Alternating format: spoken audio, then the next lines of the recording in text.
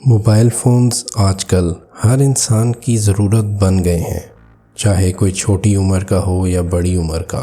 سب mobile phone سے ایک دوسرے سے کانٹیکٹ میں رہتے ہیں۔ انہی موبائل فون سے لوگوں کا بزنس بھی جڑا ہوتا ہے۔ لیکن کیا یہی موبائل فونز کسی ایسے واقعے کا باعث بھی بن سکتے ہیں جس کو سن کر ہمیں ڈر محسوس ہو؟ ان 3 سچی کہانیوں کو سن کر آپ کو ایک دفعہ ضرور ڈر کا احساس ہوگا۔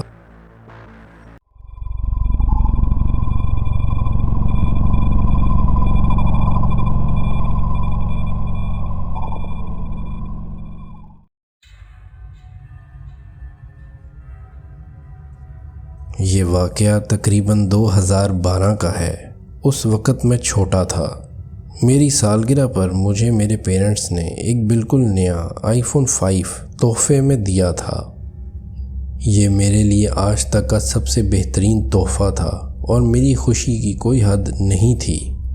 آپ خود اندازہ لگا سکتے ہیں کہ نیا فون آنے کے بعد کیا خوشی ہوتی ہے۔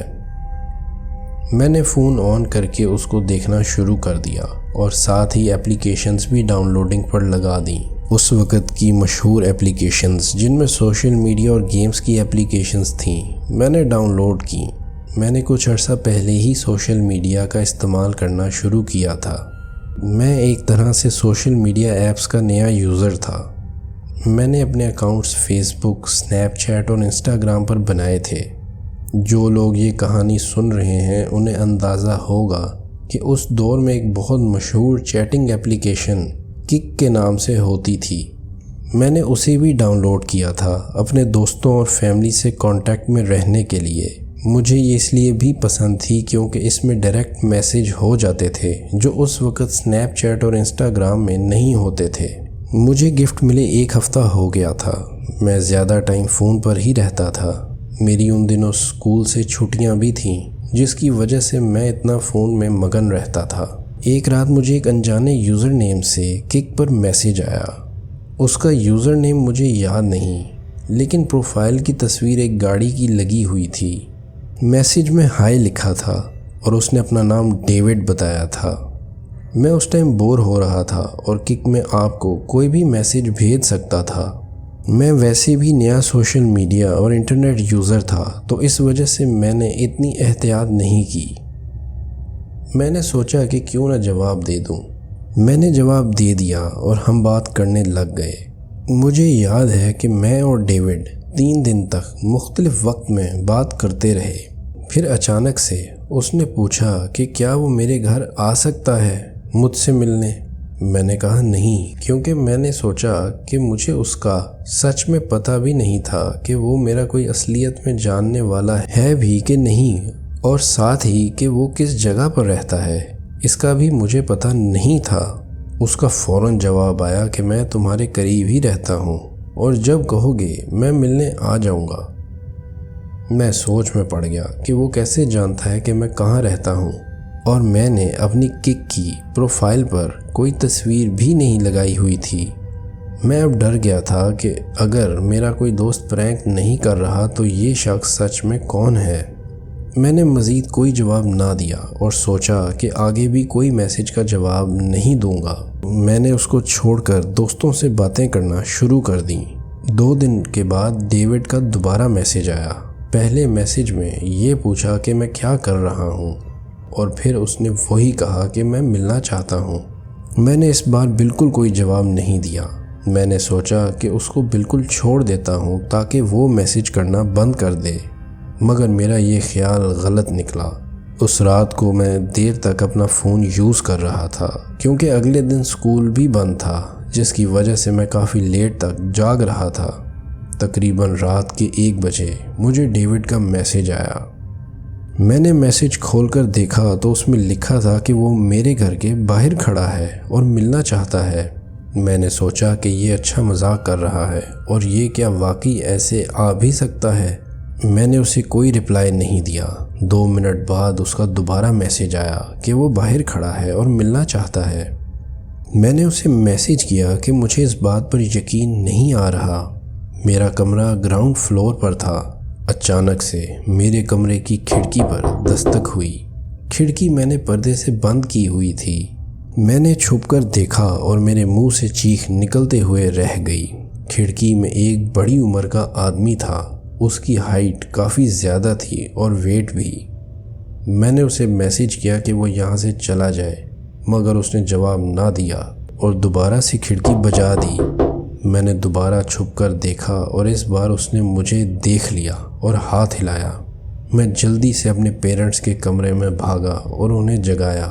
جب وہ اٹھے میں نے انہیں ڈیوڈ والی بات کا بتایا، مگر تب تک ڈیوڈ جا چکا تھا۔ میرے پیرنٹس نے پولیس میں کمپلینٹ کر دی تھی۔ اس واقعے کے بعد مجھے کافی عرصے تک کسی بھی سوشل میڈیا اپلیکیشن کو چلانے کی اجازت نہیں تھی۔ مجھے یاد ہے کہ میرے پیرنٹس نے بتایا تھا کہ ڈیوڈ نے اپنا اکاؤنٹ ڈیلیٹ کر دیا تھا اور پتہ نہیں کہ وہ کبھی پکڑا گیا تھا یا نہیں۔ میں آج تک یہ سمجھ نہیں سکا کہ اسے میرے ایڈریس کا کیسے پتہ تھا، اور نہ ہی میری پروفائل پکچر پر میری شکل تھی تو وہ کیسے مجھے پہچانتا تھا۔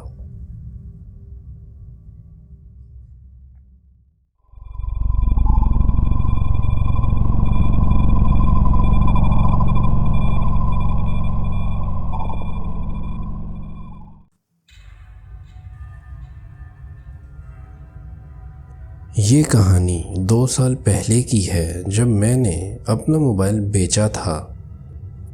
میں نے یہ موبائل اس واقعے سے 1 سال پہلے برانڈ نیو خریدا تھا اور اب میں چاہتا تھا کہ اس کو سیل کر کے نیا لے لوں۔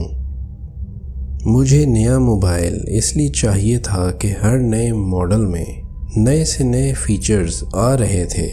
موبائل بالکل اچھی کنڈیشن میں تھا اور اس میں کسی قسم کا کوئی فالٹ نہیں تھا، نہ ہی کہیں سے ڈیمیج تھا۔ میں نے بہت احتیاط سے موبائل کو استعمال کیا تھا، یہاں تک کہ اس پر کوئی اسکریچ اور نشان بھی نہیں تھا۔ میں نے فون ریسیٹ کر دیا اور بیچنے کے لیے فیس بک مارکیٹ پلیس پر ایڈ لگا دیا۔ ایڈ لگانے کے کچھ گھنٹوں بعد مجھے ایک شخص نے کانٹیکٹ کیا۔ وہ ایک آدمی تھا اور اس کا نام جو تھا۔ جو نے پوچھا کہ کیا موبائل ابھی تک اویلیبل ہے۔ میں نے کہا ہاں، ابھی تک سیل نہیں ہوا۔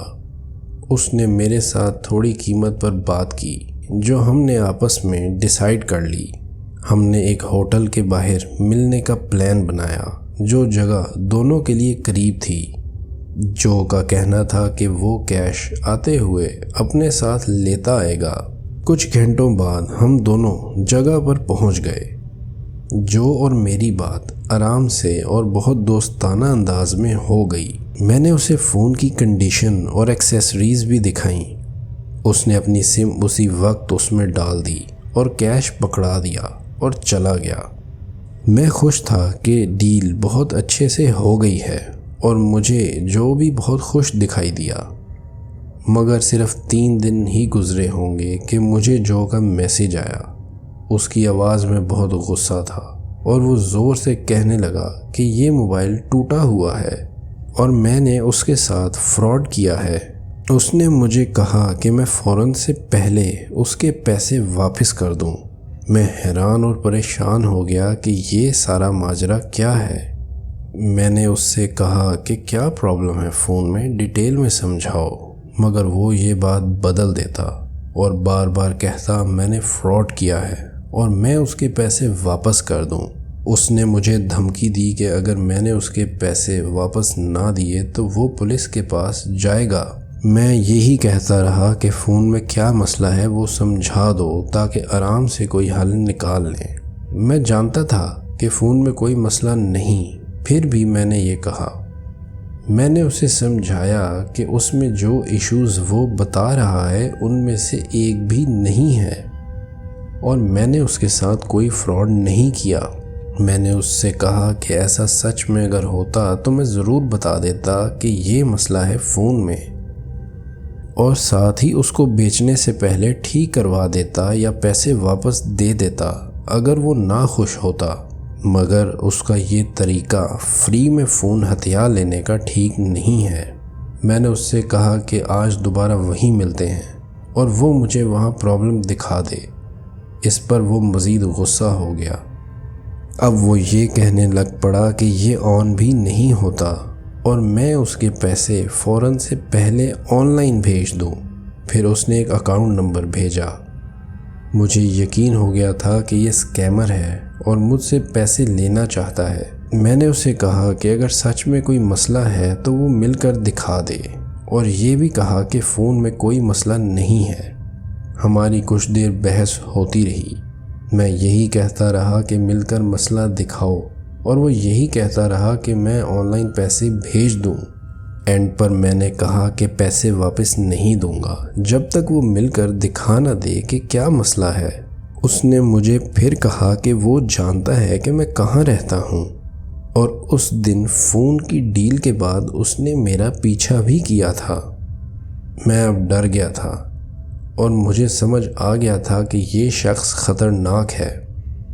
مجھے اندازہ بھی نہیں تھا کہ وہ میرا پیچھا کیوں کرے گا اور اس کے دماغ میں کیا چل رہا ہے۔ میں نے اس کو بلاک کر دیا اور فیس بک کو کچھ دن استعمال نہ کرنے کا سوچا، مگر کاش یہاں سب ختم ہو جاتا۔ اس رات تقریباً 12 بجے میرا دروازہ زور زور سے کھٹکا۔ میں ڈر گیا اور سوچا یقیناً جو ہوگا، مگر میں نے دیکھا کہ 2 انجان لوگ ہوڈ پہنے ہوئے وہاں کھڑے ہوئے تھے۔ وہ باڈی کے لحاظ سے کافی طاقتور نظر آ رہے تھے۔ انہوں نے 5 منٹ وقفے سے زور زور سے دروازہ بجایا۔ میں نے بالآخر پولیس کو کال ملا دی اور میں نے زور سے چیخ کر بتایا انہیں کہ میں نے پولیس کو فون کر دیا ہے اور پولیس والے آ رہے ہیں، مگر وہ دونوں وہاں سے نہ ہٹے حتیٰ کہ پولیس آ گئی اور انہوں نے بات سلجھائی۔ وہ دونوں لڑکے جو کہ دوست تھے اور جو میرے ساتھ فون خراب کا اسکیم کر رہا تھا۔ مجھے خوشی ہے کہ میں نے ان لوگوں کو پیسے واپس نہیں دیے، اور میں ہمیشہ حیران ہوتا ہوں کہ لوگ دھوکہ دینے کے لیے کس حد تک چلے جاتے ہیں۔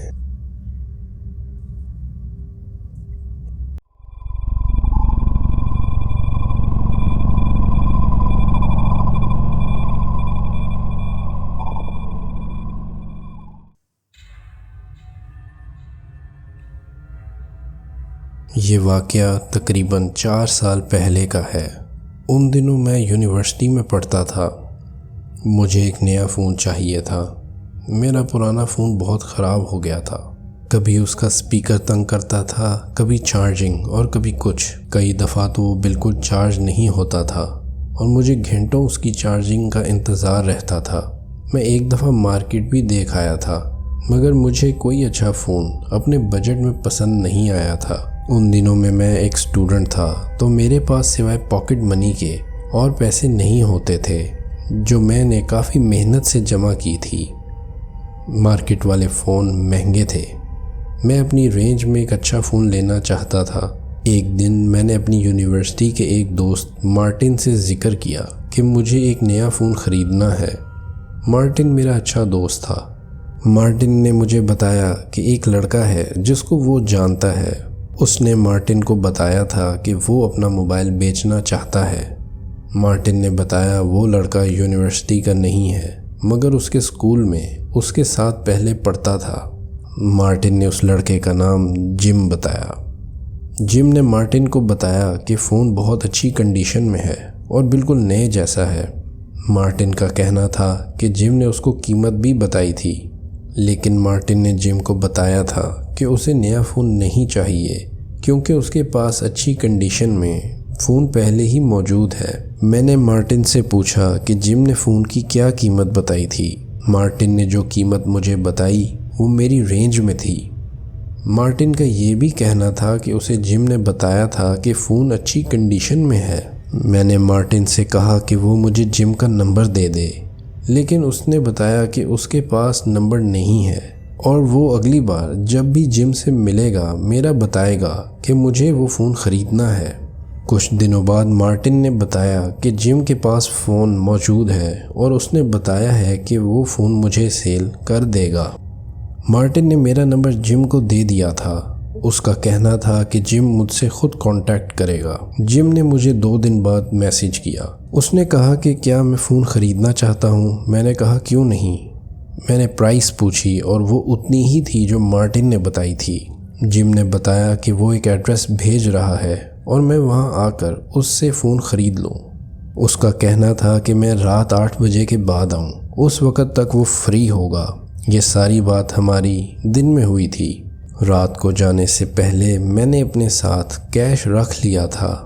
مجھے جم کا میسج آیا کہ وہ پہنچ گیا ہے۔ میں نے جواب میں کہا میں تھوڑی دیر تک پہنچ جاؤں گا۔ میں جیسے جیسے گاڑی میں لوکیشن کے قریب جا رہا تھا میں نے لوکیشن کے بارے میں سوچا کہ کیا جم نے غلطی سے یہ لوکیشن تو نہیں بھیج دی تھی۔ یہ لوکیشن ایک پرانے شاپنگ مال کی تھی جو بند پڑا تھا۔ مجھے سمجھ نہیں آئی کہ اس نے ایسی جگہ پر کیوں بلایا تھا۔ میرے پہنچنے سے پہلے وہاں ایک اور گاڑی کھڑی تھی۔ مجھے عجیب سا لگ رہا تھا وہاں پر۔ میں نے جم کو میسج کیا کہ میں پہنچ گیا ہوں اور تمہاری گاڑی کے قریب کھڑا ہوں۔ اس کا میسج آیا کہ وہ مال کی انٹرنس کے پاس کھڑا ہے اور میں وہاں چل کر آ جاؤں، مگر وہ گاڑی اس کی نہیں ہے۔ میں سوچ میں پڑ گیا کہ اس وقت یہ گاڑی پھر کس کی ہوگی۔ میں گاڑی سے اترا اور پرانی انٹرنس کی طرف چل پڑا۔ انٹرنس پر آ کر وہ مجھے کہیں نظر نہیں آیا۔ میں نے اس کو آواز بھی دی۔ جب کوئی جواب نہ آیا میں نے اسے میسج بھی کیا کہ وہ کہاں ہے۔ اس کا فوراً جواب آیا کہ وہ وہیں کھڑا ہے۔ میں نے کہا میں بھی وہیں ہوں مگر تم کہیں نظر نہیں آ رہے۔ اب اس کی آواز میں غصہ تھا۔ اس نے مجھے کہا کہ تمہیں دکھائی نہیں دیتا، میں سامنے کھڑا ہوں، مگر انٹرنس پر سوائے اندھیرے کے کچھ نہیں تھا اور میں مزید آگے جانا نہیں چاہتا تھا۔ میں نے زور سے کہا میں یہ کھڑا ہوں۔ سناٹے میں میری آواز گونجی مگر کوئی جواب نہ آیا۔ کچھ سیکنڈ بعد ایک آواز آئی جو جم کی نہیں تھی، یہ کسی آدمی کی آواز تھی۔ اس شخص نے کہا اپنا کیش اور موبائل زمین پر رکھ دو۔